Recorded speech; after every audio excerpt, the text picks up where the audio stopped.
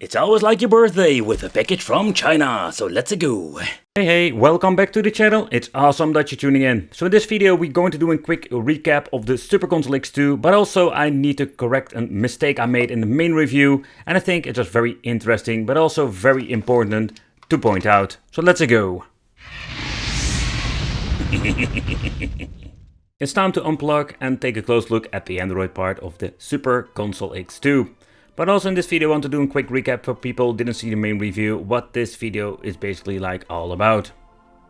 So a couple of days ago I did make a review about the Super Console X, the new generation, or better said the new version that came out. But also when it comes to this device it was quite confusing, because on the AliExpress page we're going to get ourselves like a lot of information that didn't like really corresponded with the chip inside. They were talking about a quad-core 64-bit ARM Cortex A53, also known as the chip called the S905X2, that came with a MAME G31 GPU. Now I'm thinking like, what is so important about it? To be honest, like it was quite important because the specs that I thought it was pretty damn old. But how it happened, that's quite interesting. That is something I just needed to show you before we're going to chit-chat about the product itself. So when I did the teardown of the case itself, that was like the most confusing part ever. So opening it up, you can see like there's a lot of like freaking like rubbery feet and screws you need to remove. But opening up you can see that we have like a very cool metal plate.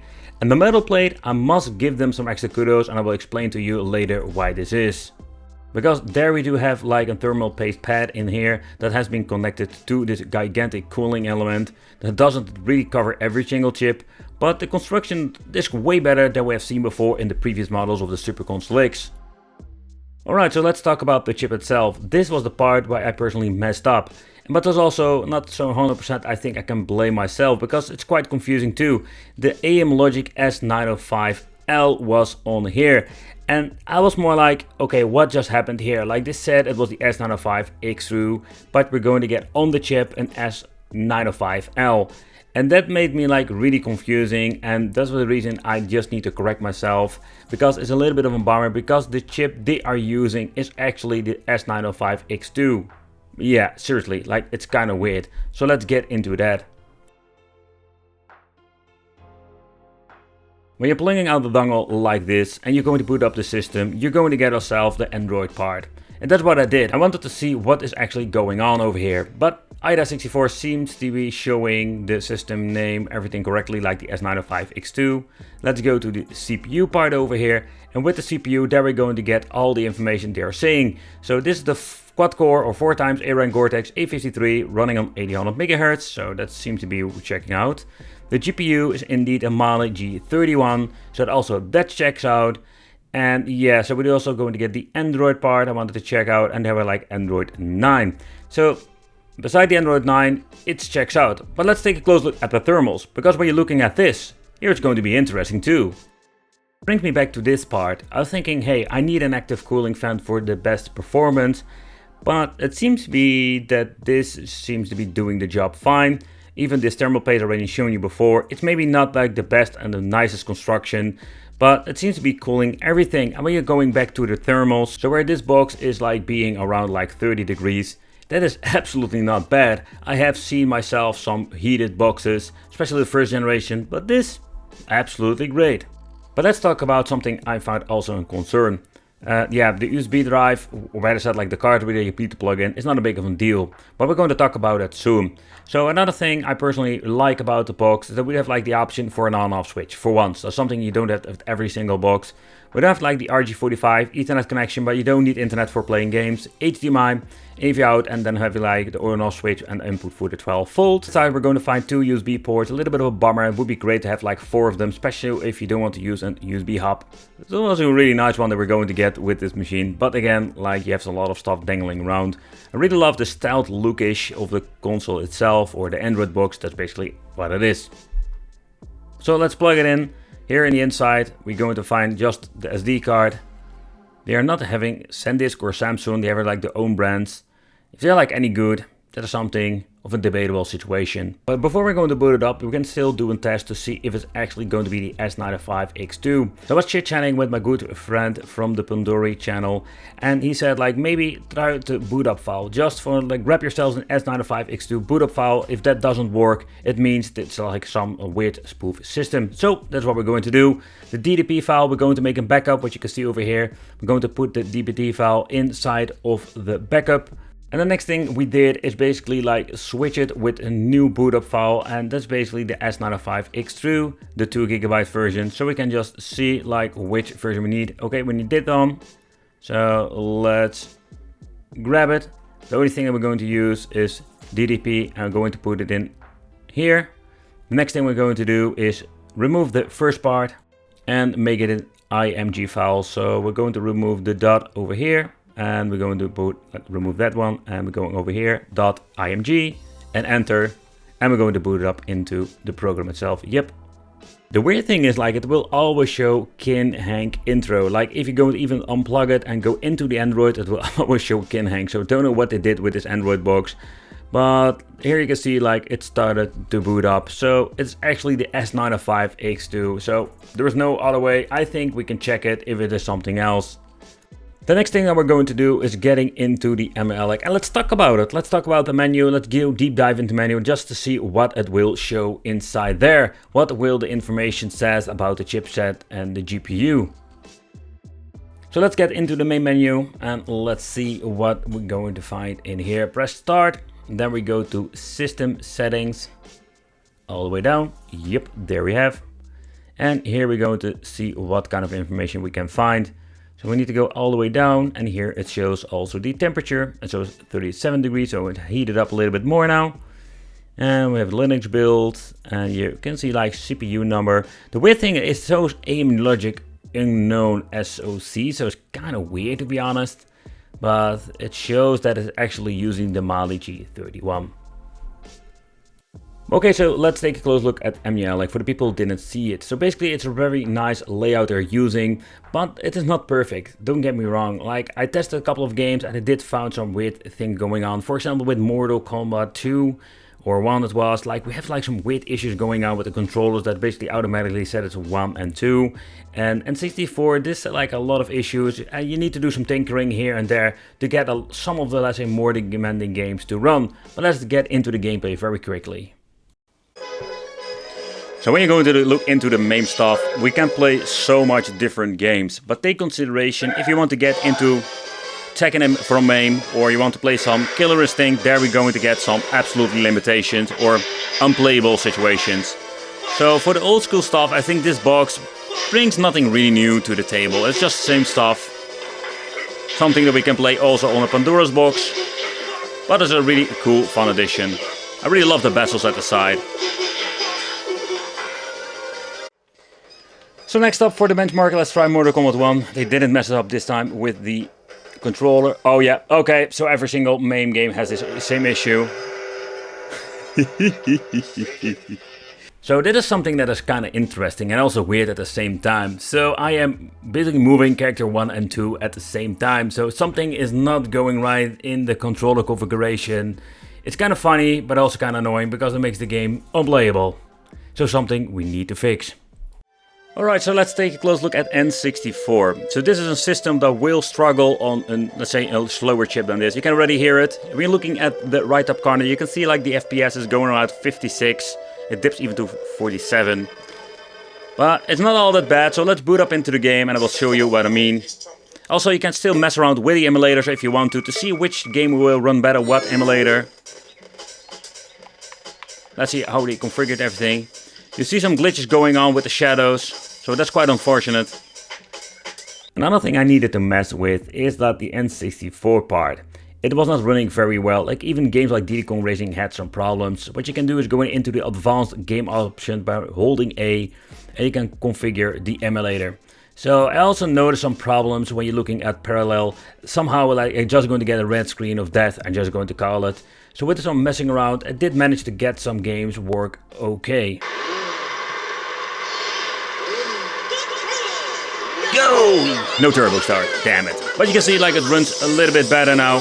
It's still Like when you're looking at the FPS, it's looks like 20, 25, so it's an absolutely stable FPS. But in my opinion, it's playable. If you don't see the FPS, you don't notice it.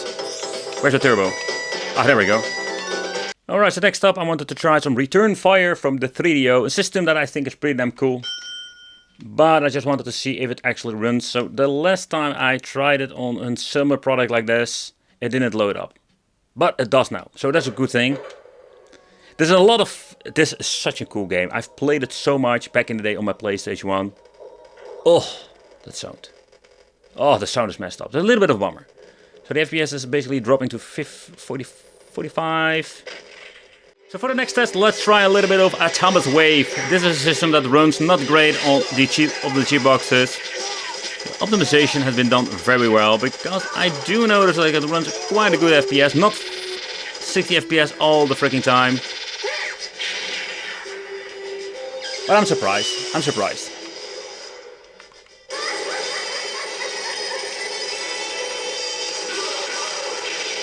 Now you can hear like it stutters a little bit. You don't see it in the FPS, but I can just hear it. Yeah, there we go, 55. Next up, I wanted to try Wolf Child for the Sega CD. I really love this game to play on my original system. I think it has been like say more like ported to the Sega CD back in the day. But I love the soundtrack of this thing. Like the music is absolutely amazing.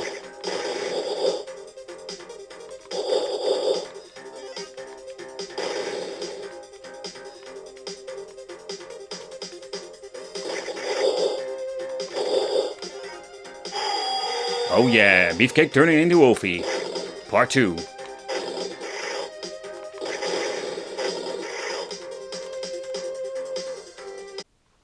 Next up, Sega Saturn, a system that has been a new addition to the Super Console X's, but yeah, so we do have like some mixed performance. Same story like the N64, this box is not powerful enough to run it. You can see it in the right top corner, we do have like 40 FPS. It's not enough to personally enjoy this game. I must say that the audio itself is not like having this weird noise that I've seen in the previous boxes, so if you don't see the FPS, it runs a little bit slow to the eye, but you can still play it. But again, it's more like personal. It's quite interesting to see that it actually runs pretty good on a basic chip that they're using inside of this machine. Another thing I wanted to try on the Sega Saturn platform is that we're going to get us like Darius Gaiden. And this is a two-dimensional shooter, and the reason I choose is because you will see that some games are not like, let's say, two-dimensional, a little bit basic to emulate, not like demanding for the system. You can just play them on 60 FPS, maybe with a frame drop here and there when you're going to have like a lot of stuff going on, but it's so much more playable than the three-dimensional games.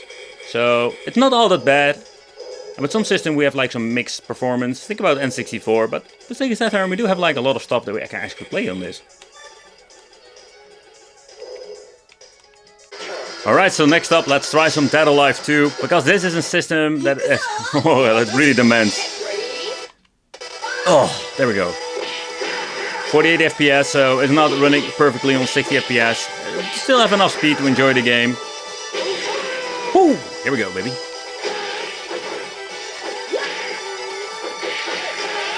I have played this game so much on the PlayStation 2 back in the day. This is such a like cool game. But it's not hitting the 60 FPS, unfortunate, because this box is not just powerful enough to run the Sega MAME system. So let's move on to the next one. So let's move on to Sega Dreamcast. Yeah, so just see how a game like Soul Calibur will run. You need to take consideration, now we're seeing the FPS, so some games are still very well playable when it comes to like these systems, but with Sega Dreamcast we don't have the same issue with the MAME system. We can run it on 60 FPS. Maybe it will dip down here and there, but nothing like to worry about.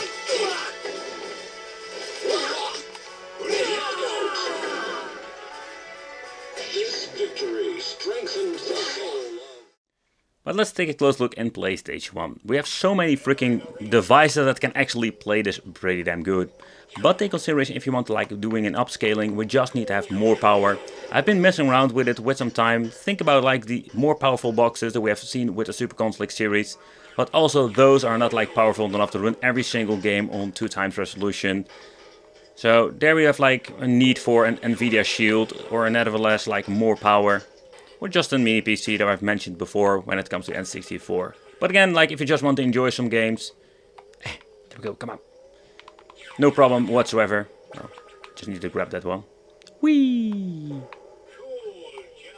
Yeah, cool jump indeed. But when it comes to PlayStation Portable, there are some games that are actually like playable on here.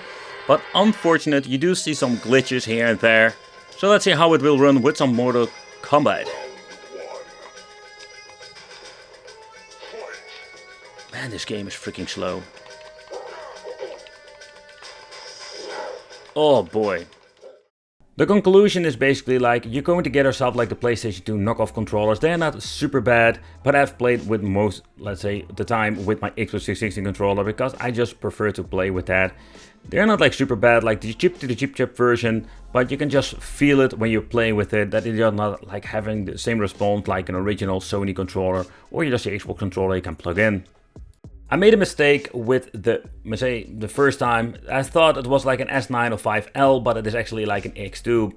But it doesn't change the fact this thing still have like a lot of problems. Android, it's cool that you can use like an Android box, just plug out the USB and have like a dual function. That's pretty damn cool. Oh, by the way, you cannot watch Netflix because it's a rooted device, so Netflix don't have 1080p. If you can even download it from the Play Store. So this box, it does have some limitations when it comes to Android functionality.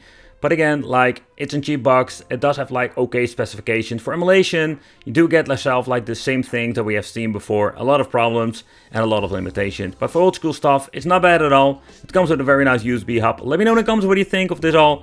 I want to thank you for watching, and it would be great to see you in the next video.